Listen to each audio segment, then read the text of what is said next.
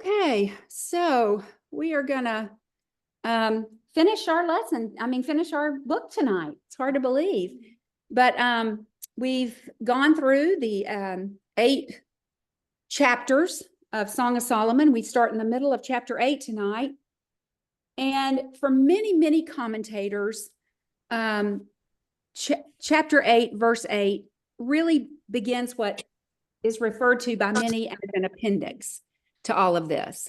That it's an afterthought, as many think of it, and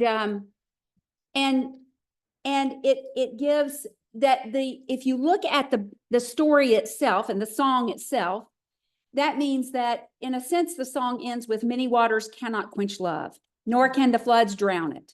If a man would give for love all the wealth of his house, it would be utterly despised. There's nothing of value. There's nothing more valuable than love. That if you gave everything you owned, it could not buy the same value that love does.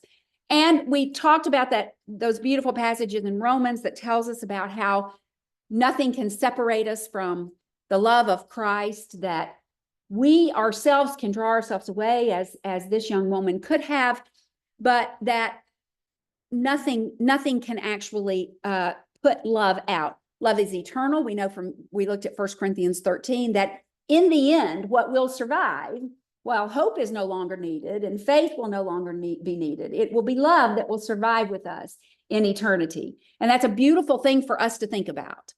And so, as important as love is, and as many passages as we already deal with in the New Testament concerning love, it is not hard for us to take this book where it needs to go for us.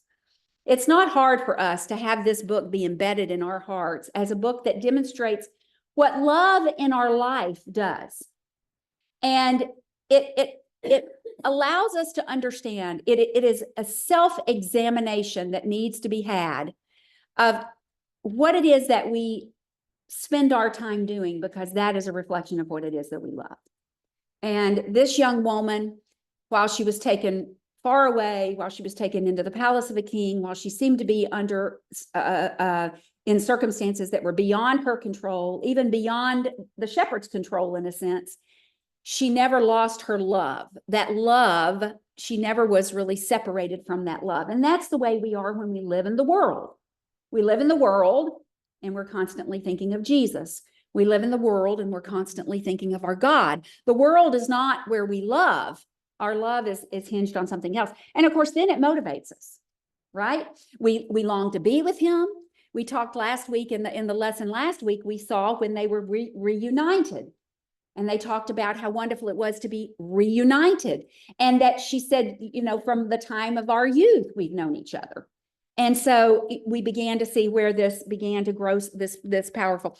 And that's why I think it's important to also understand that we teach our children about Jesus and who he is and what he does for us, because they begin then to yearn for and have that same yearning.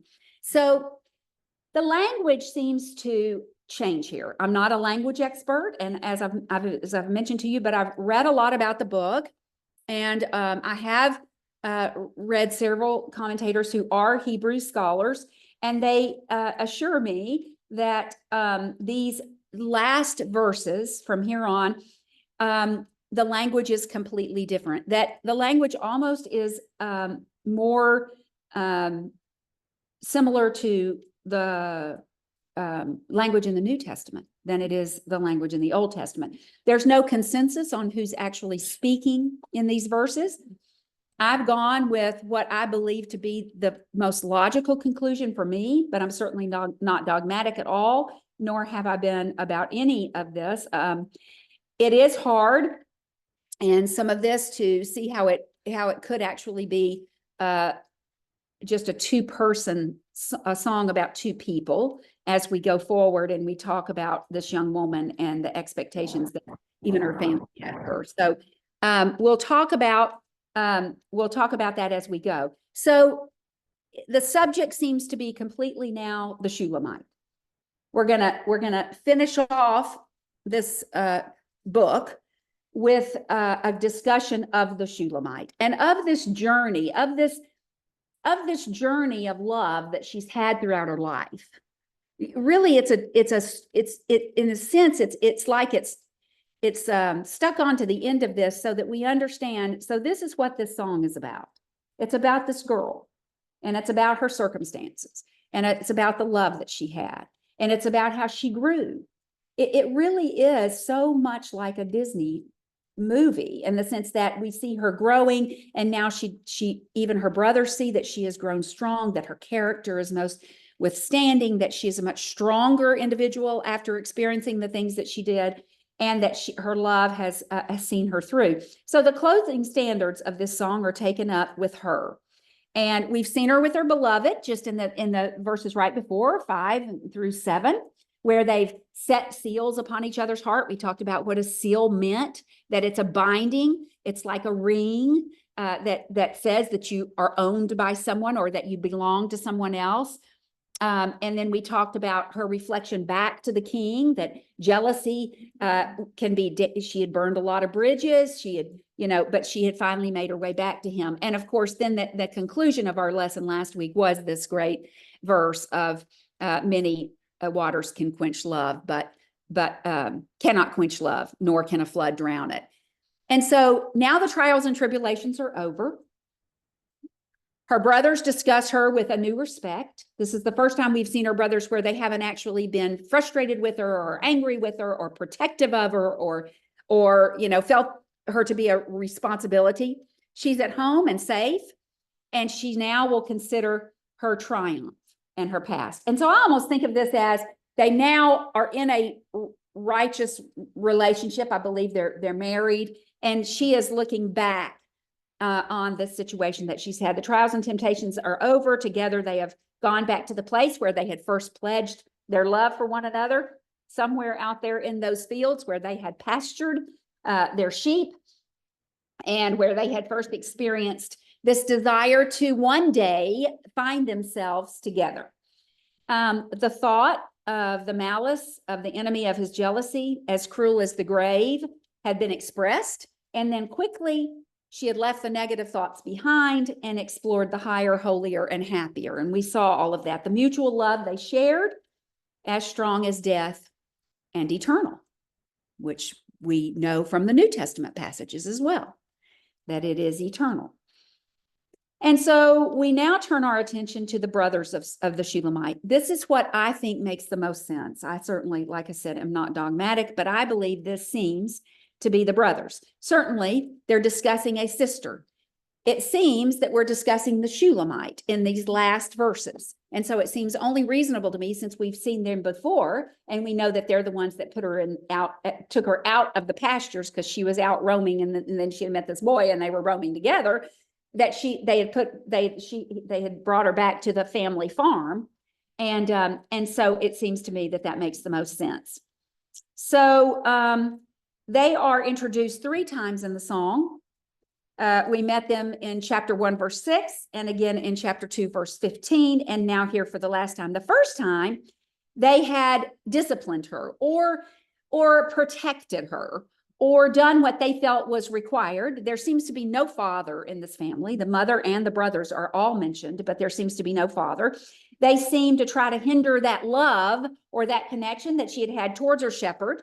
She talks about that. She tells the king, "You're not the first obstacle that's come between me and this shepherd of mine. My mother's sons, my brothers, had also tried to separate me." And so she talks about that, taking her away from the pastures, making her the keeper of the vines. Because of her youth and the appropriateness of contact, these brothers were responsible to oversee her and to make sure that she developed properly as a young woman before that was taken away from her. And so explaining to the women of Solomon's court why she is dark, she says, "My mother's children were angry with me and they made me the keeper of the vineyards." I find it interesting that she calls them her mother's children. I think that's interesting. I know when Will used to do something at the school and they would call me, and I would call Russ and say, "Your son is in trouble. You need to go see about him." Because it was, I couldn't even imagine doing some of the things he did. But but you understand that's that distancing yourself from someone. And so at the beginning, she talks about how my mother's sons did this to me, and instead of saying my brothers. And so she was frustrated with them. And that is the way that we do distance ourselves, I remember Lee would call me and she'd say, "What's your mother doing?" I'd say, "Well," funny you should ask. So, but anyway, so there was some distance. Yes, they too belonged to her mother, but they quarreled about this shepherd, and they had instructed her to keep the vines, a command, it seems, and it was an irritation to her of sorts. It was a separation, just like her separation with the king. And so she stressed that she was not available for the time being. She was too young. She would be easily spoiled, that they didn't want her to get herself in a situation that she shouldn't be in, and that would then mar her for life. And so the second time we see them, it talks about catch us the foxes, the little foxes that spoil the vine. And I think that's what that's talking about there as well, that we've got to keep her away from the dangers that might come were she to be out and about without us. She reached an age of puberty where it was unsafe for her to be out and about on her own. And that's really what is being discussed here. And so, like I said, the king was not the first that made it hard for her in the sense of this shepherd. But it seems that we have passed that time, that this young woman has now become a young lady, or this girl has become a young lady, and it is acceptable now that she marry. And so it begins here in verse 8, we have a little sister, and she has no breast. What shall we do for our sister in the day of which she is spoken for? If she is a wall, we will build upon her an battlement of silver. And if she is a door, we will enclose her with boards of cedar. And so here they are again, discussed now with this certain sort of respect for her. It seems that they've grown their concern and endearment for their sister. These verses seem to be an outcome of the responsibility they have towards their younger sister. We have a little sister. She's not developed yet. And so what shall we do for our sister in the day when she is spoken for? This is what dads think about. What if some guy comes around here and asks me for the hand of which is why in our culture, many times, our sons ask for the hand of their bride from their father. And so this is that relationship that the brothers would have with whoever came to speak for her. And they had been very careful with her to protect her. They could not get used to the fact that their little sister was now a mature young woman. The long days of estrangement and separation seemed to be over. It seems that the maiden, who was once a child, as discussed by the brothers, is now mature enough to marry, has grown up, and can now be given to a man. And so they're looking back on this and saying, she was a little girl, and now all of a sudden we got these guys, this guy coming around.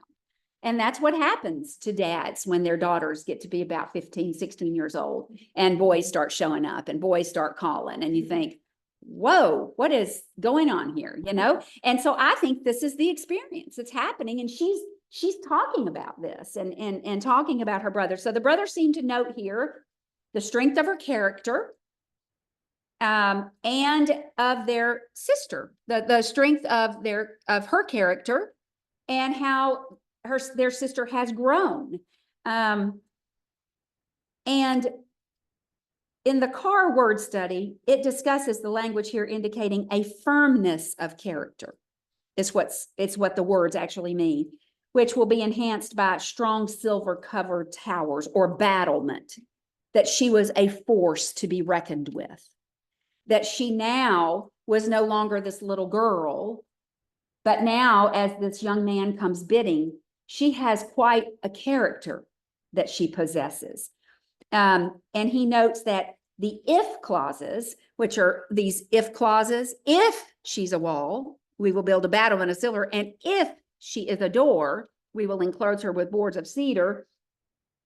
And he said they are both, they're side by side, both of them are true, that it's a apposition that is expressed here. Both images stress the strength and the the security and the confidence of this young woman who has, by the way, at this point, denied a king, the king of her nation, and has resisted those temptations to have that type of lifestyle. He didn't just offer her to be in the home of the halls of the concubines. He didn't just offer her to be in the chambers of the queen. He offered her a number one position among the queens, and it was a quite heady offer. They seem to understand the force and the power of what it is that she has experienced and of her purity in all of this, that she has upright behavior, that she being a tower in the course of the pursuits of the king and the love of the shepherd. The door, most are in agreement, represent the openness of an invitation and the need to fortify the door with cedar boards as to not allow access before the appropriate time. More language about like the garden, that there is an appropriate time, and that is a God-given response for men and women, that we find someone and we yearn to have that type of relationship with them.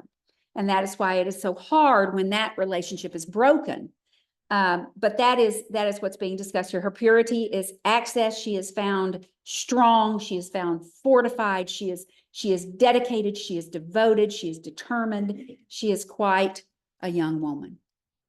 And that's what's being discussed. And it's almost as if at the end of the song, after we talk about how, love just overcomes everything, even a king. Floods don't drown it. It's not going to go down if it's not going to be sold. I mean, somebody that has true love is not going to sell it for any price. And then she goes back, it almost goes back to say, there was this young woman, her brothers protected her. The time came, the young man approaches. She has got this tremendous character, confidence, and she understands force and power, purity. Her upright behavior in the course of the pursuits of the king are just fascinating. So the door, like we said, her purity is assessed. It's assessed. It's found strong. It's found fortified. The Shulamite's proven herself. She's matured. And the shepherd had at last come to claim his beloved. The brothers give in, having been won over as well. And it seems that the shepherd had also won them over. And they have given in to him. She's incredible. And it's an incredible story. It really is an incredible story. It's not really an incredible story about the king. It really isn't. He's not incredible. I love Solomon, and I actually believe that Ecclesiastes, I lean firmly on that. He finally got it, and he's, we're going to meet him one day. A lot of people don't feel like that. I mean, none of us know. I'm not the judge, but I feel like he finally got it. But these are some of the things that are discussed, that some of the things he faced in this song, or some of the things that he discussed in Ecclesiastes that he never really truly understood. That vanity in the world, Solomon had a problem navigating through, but she didn't. She knew, and she didn't have a problem at all. She'd be a great teacher for young women, wouldn't she, these days? So we go on here. Oh, I have that again. Okay. So we go on here. I am a wall, and my breasts are like towers. And then I became in his eyes as one who found peace. So our Shulamite now discusses who she is herself.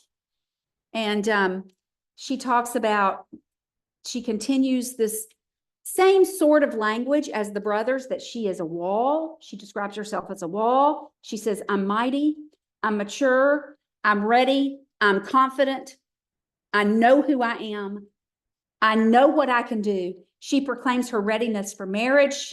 She has waited. She's allowed everything to play out the way that it was supposed to. She's waited. She obeyed her brothers. She waited in the appropriateness of the shepherd. She didn't give in to the king, so that I'm sure he brought her. Well, he did. He brought her into his bedchambers, and she didn't succumb to him. And she knew who she was. And she had confidence in that. She says, then I was in his eyes, that is the eyes of the beloved shepherd, as the one that found favor. When my beloved looked at me, I won his heart. And so she has behaved herself in a way that this shepherd is also overcome with her behavior. And so what would the criticism surely be? There would be no way to criticize. But she talks about there's peace in this relationship between her and the shepherd. It was the right time. It was the right place. Everything had played out the way it was supposed to. She's grown up. She's more experienced. She's wiser. She understands better. This has led her to a place where she's a wonderful young woman. Now, the next two verses here, she talks about Solomon. She says Solomon had a vineyard at Baal-Hamon, and he leased the vineyard to the keepers, and everybody was to bring for its fruits 1,000 silver coins. Okay, so Solomon had this vineyard, and he didn't even need it. He leased it out to other people. He had so many grapes, and he had so much bounty, and he had so much goodness that he could sell. He didn't even need it. And she said, my own vineyard is before me. You, O Solomon, may have 1,000, and those who intend its fruit 200. So it is a little bit complicated, this verse, although I think the overall overarching understanding of it is fairly easy to understand. He had all the women he wanted, and she had the one thing that he wanted, and that was she had the ability to own herself, to be who she wanted to be. Lloyd Carr, who's one of my favorite authors concerning the Book of Song of Solomon, he gives no opinion on the number of main characters himself, but he has a great word study. He notes here that these are some of the verses that make it almost impossible to think that it's three people, because she is criticizing Solomon, and it seems to indicate that she's kept herself for herself. And if that's the case, and if it's Solomon and his lover, that is just hard to get around some of these verses. Anyway, so he makes that point here. The contrast here is the rights of the king to administer his own possessions. He can have all those women he wants. He's got his own possessions. He can administer his own possessions. He can do whatever he wants to. She has one thing, and that is herself, her mind, her heart. And so our Shulamite seems to discuss her triumph here. She says, this is a paraphrase by John Phillips. A vineyard had Solomon as the owner of abundance. He put out the vineyard to keepers. Every man was to bring in for the fruit thereof 1,000 silverlings. Mine own vineyard is before me. 1,000 belong to thee, O Solomon, and 200 to the keepers of the vineyard thereof. In other words, you can have all the women and people who are all yours, and they are many, and they are great, and they are much, but I will keep what is mine, which is my person, and not partake in your harem or be one of your people that does your bidding. And I think that is what's being discussed here. I have all I need. I have no need for what you have to offer. And after all, I have the right to assign myself to somebody else. Baal-Hamon, it means Lord of the multitude. And so it probably was a way for her to express that he had so many vineyards, that there were just so many. Solomon was in no need of more people to please him. Women and men alike were at his beck and call. He could choose people to be with him, and he could control others' devotions. There is no question about that. I'm going to read briefly, just to remind us of Solomon's notes to us and to himself at the end, towards the end of his life, as his body is, as he's losing his teeth, as his bones are getting old, as he describes himself at the end of Ecclesiastes. And some of the things that he talks about, he said, I set my heart to seek and to search by wisdom concerning all the things that were done under heaven, and this burdensome task God has given to the sons of man, by which they must be exercised. He's talking about life itself and how burdensome it is that he's given this task to the Son of Men. And I've seen all the works that are done under the sun, and indeed all is vanity and grasping at the wind. I've communed with my heart, saying, look, I have obtained greatness. I have gained more wisdom than any of those before me in Jerusalem. My heart was understood great wisdom and knowledge. I've set my heart to know wisdom and to know the madness of folly. I mean, he just entertained himself. Anything that made him happy. He went from one thing that made him happy to another. He was in no need of money. There were no battles and wars to fight during Solomon's days. We need to think about this, because this is the world we live in. We really have very little to think about but ourselves if we are not careful. And so I said to my heart, come, I will test you with mirth. I will enjoy ever pleasure, but surely this also was vanity. And I said of laughter, madness, and of mirth, what does it accomplish? And I searched in my heart how to gratify my flesh with wine, while guiding my heart with wisdom. and how to lay hold on folly. And he goes on to say, I made great works. I built for myself houses, and I planted myself vineyards, and I made myself gardens and orchards, and I planted all kinds of fruit trees in them, and I made myself water pools. And he goes on, and he says he brought in the musicians, and he entertained himself, and he had parties, and he had feasts, and he had festivals, and we know he had thousands of women in the palace. And so he searched and he searched and he searched, which is exactly what this song is about. This young lady knew what she loved, and the simplicity of what she loved was a puzzlement to Solomon. It bewildered him. And he writes about how these things bewilder him. Whatever my eyes desire, I did not keep from them. I did not withhold from my heart any pleasure. This is how he did with women. This is why there's a song about it. She, on the other hand, could choose and control only herself. That's all she controlled. She controlled no one else. She had nothing to brag about as far as possessions go. Nobody was coming to be her friend because of all the things she bought them.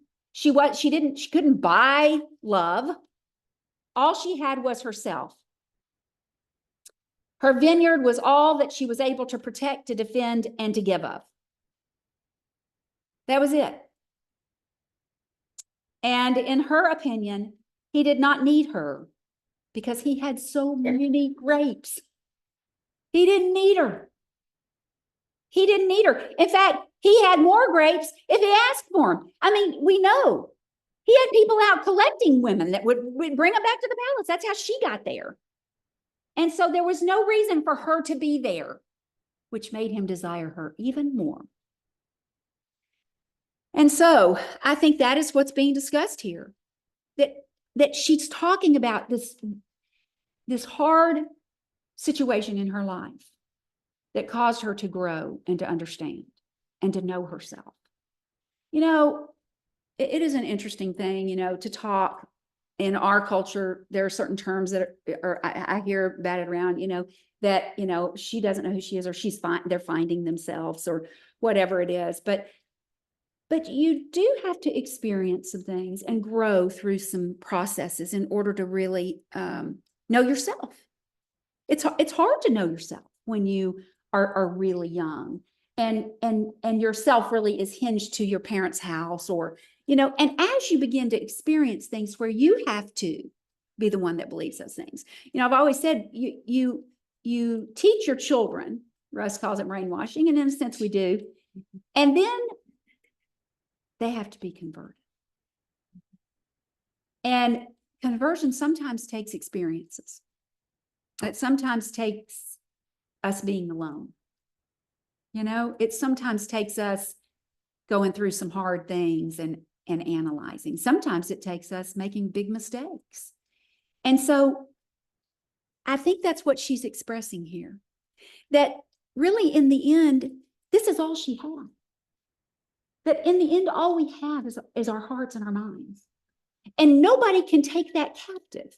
You know, we talked about that. She was in the palace, and where was her mind? Well, as she smelled the fragrance from her spikenard, her mind was on her shepherd, which is what we do.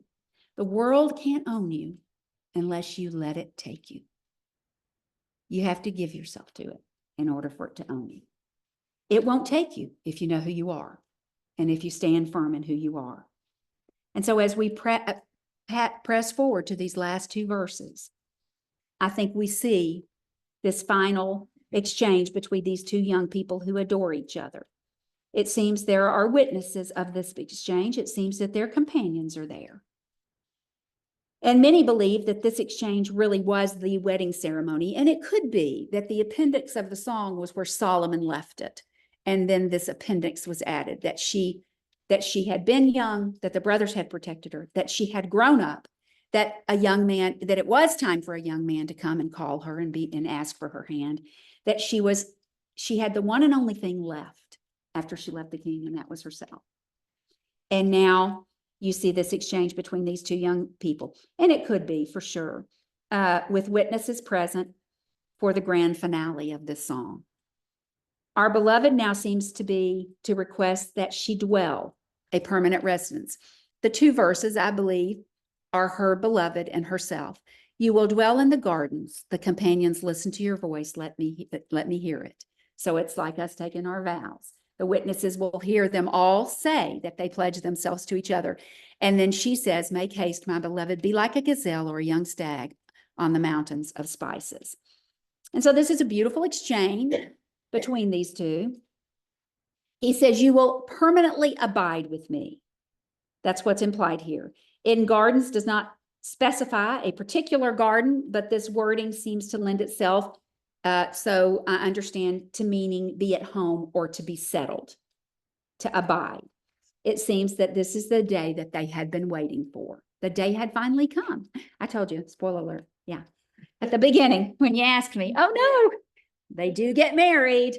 So the witnesses, our friends here now, they hear from from your very own voice, he says. Let the companions hear your voice. Let them see that you came back to me, that you rejected a king, that you rejected all the worldly possessions you could have had, and you've come back because of me, a shepherd.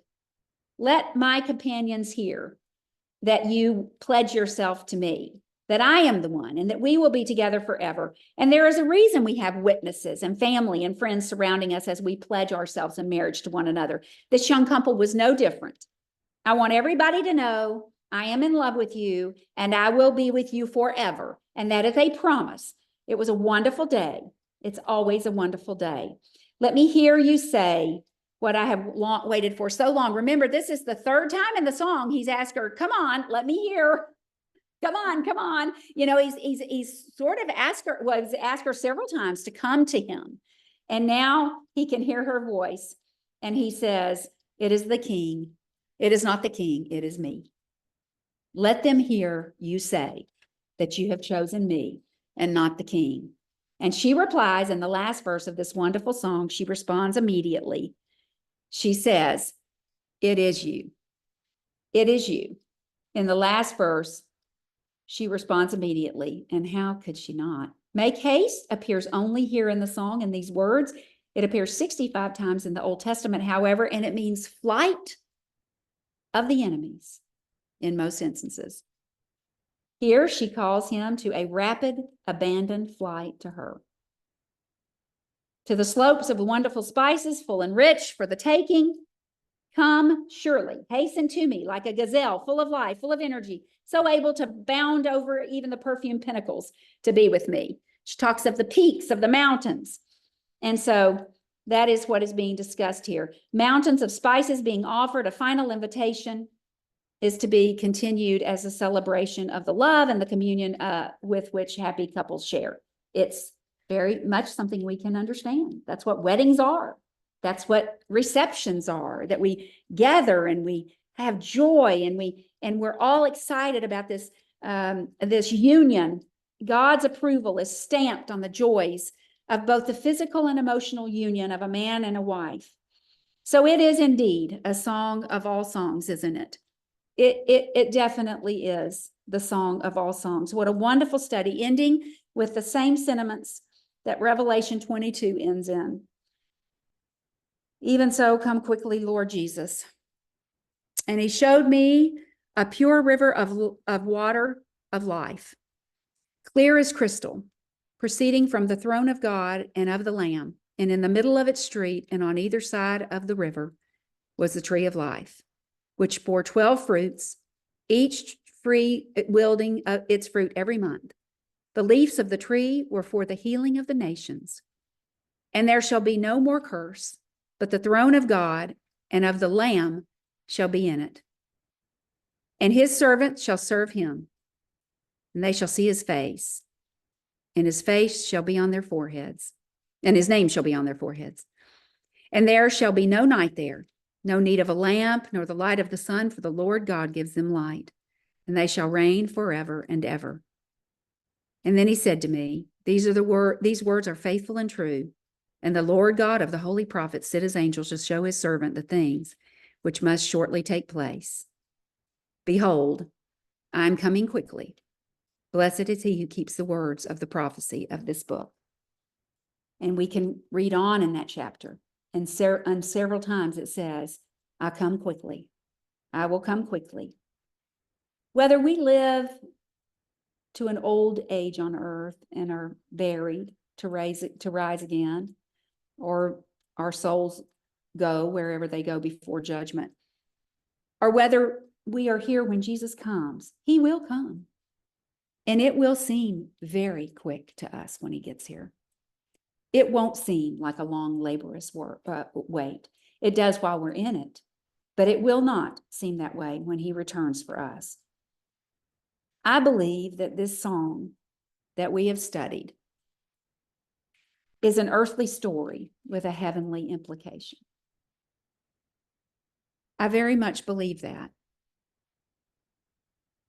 And after all, it is absolutely our human experiences with family and friends and the kingdom, our ability to reason through the scriptures, that allows us the spiritual experiences, thoughts, and understanding that provide the richness and peace in our lives to grow, to be wise, and to discern what this life is all about and what love is all about.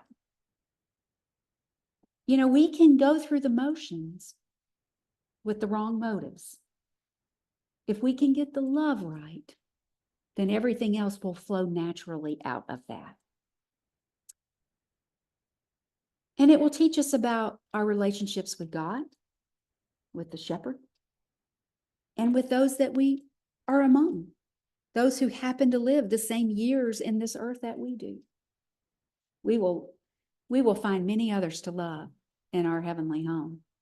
I think about that. I'm going to meet those saints who endured the dark ages, and those saints who stayed faithful while the Catholic Reformation was going on. I mean, just so many times I want to talk about with people. And we're going to meet all of those faithful through all of the ages, through every generation. We just happen to be here at the same time.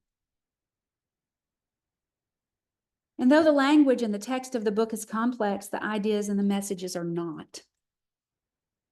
No book in the Bible is better calculated to alert us to how strong and subtle the forces that can pull us away from God are.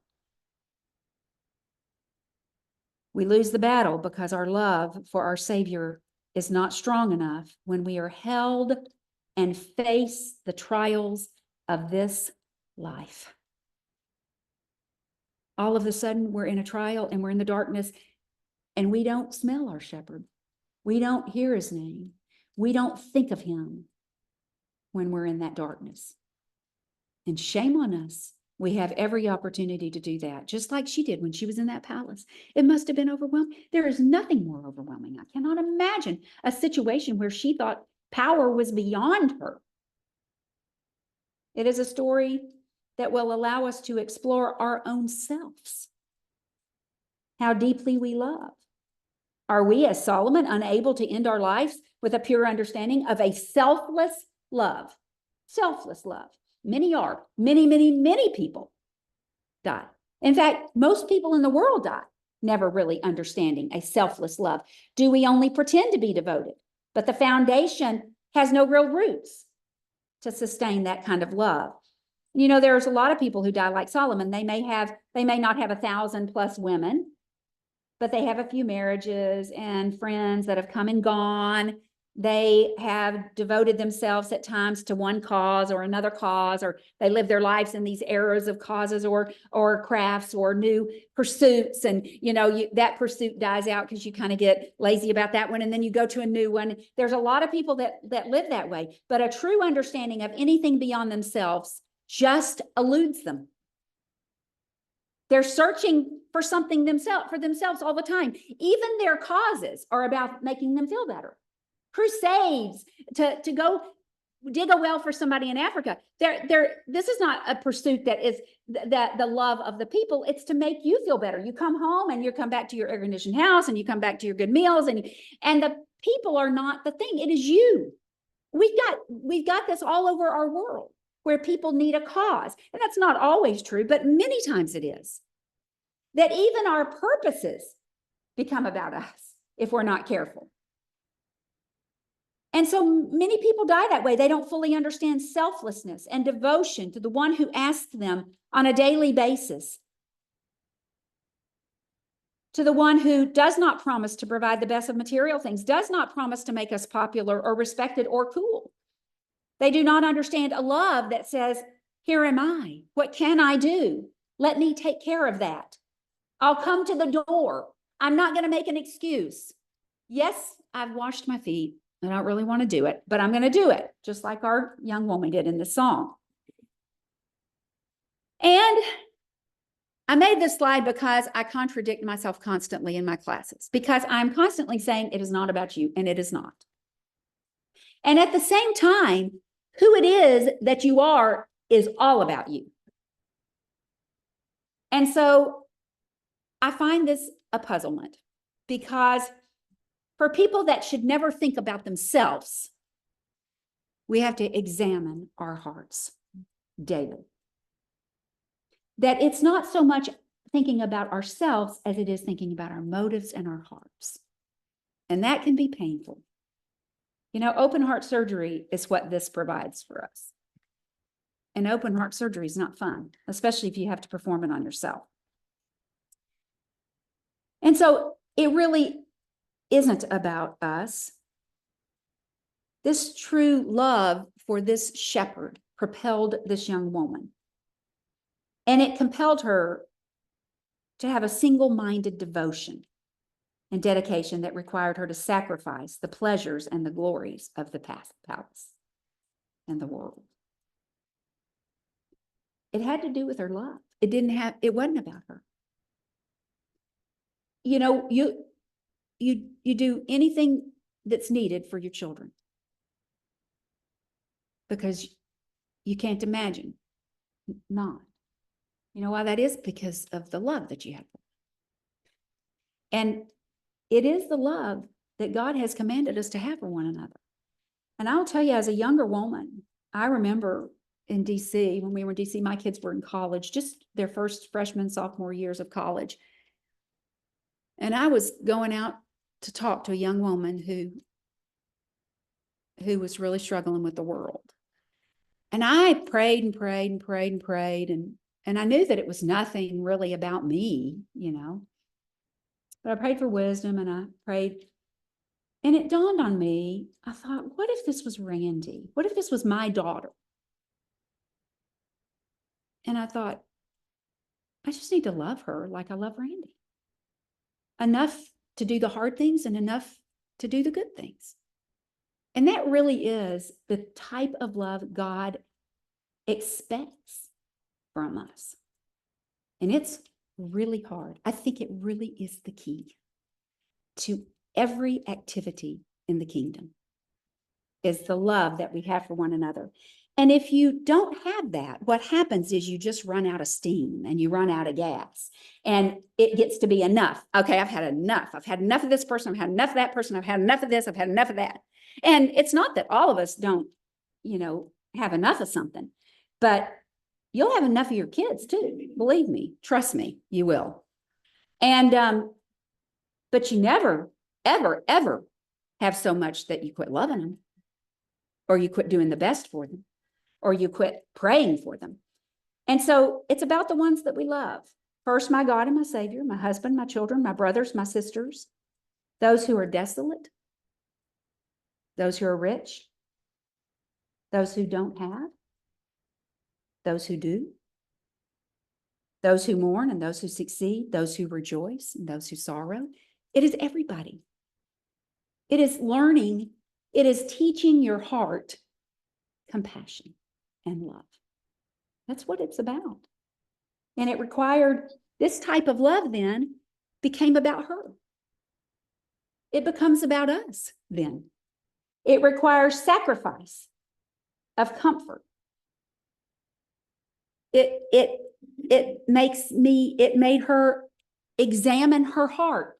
I don't know how long she spent in the palace, months, maybe a year and a half. She had plenty of time to get to know her heart. Is this really what I want? Do I really want to go back to that shepherd? I could stay here with this king. This is very appealing.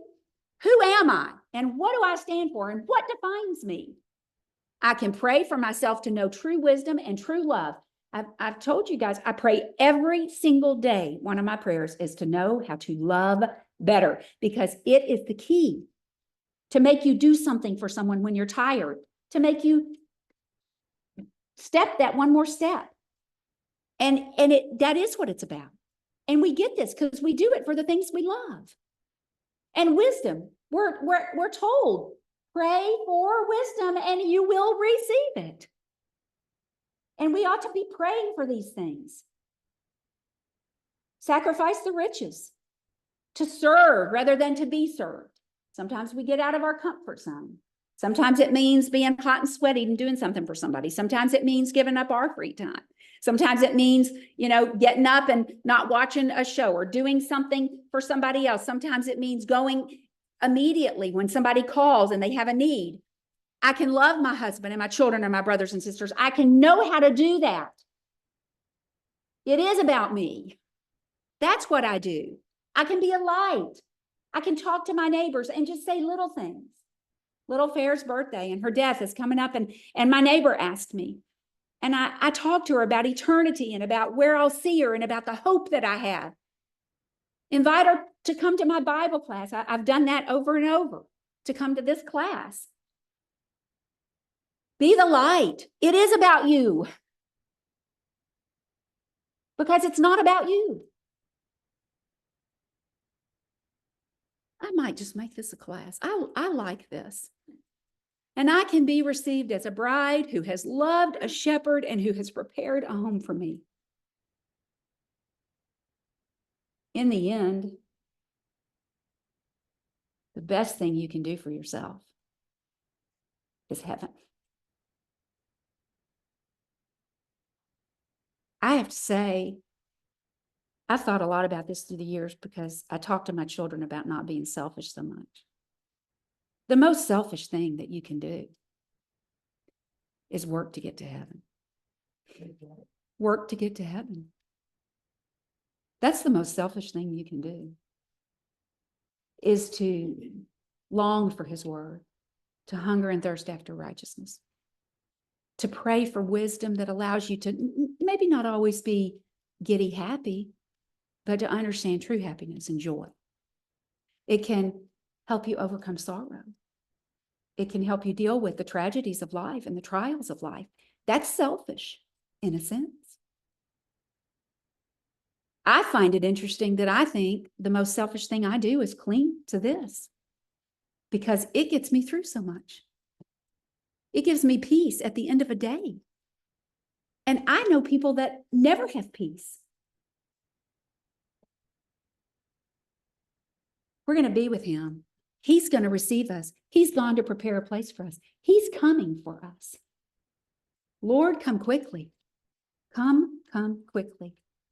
The love of Christ, taught only through spiritual exploration of myself, of my heart, defines me. And then it can be about you. Only I know what my heart is. Only I can pray for myself. Only I can love well enough. And then I will be received as a bride when the Lord comes for me. And I say, make haste, my beloved. Come quickly. That's what I say. And I think that's a great end to the book. It's not soon enough for me. Just a few more years. Okay. Stop recording.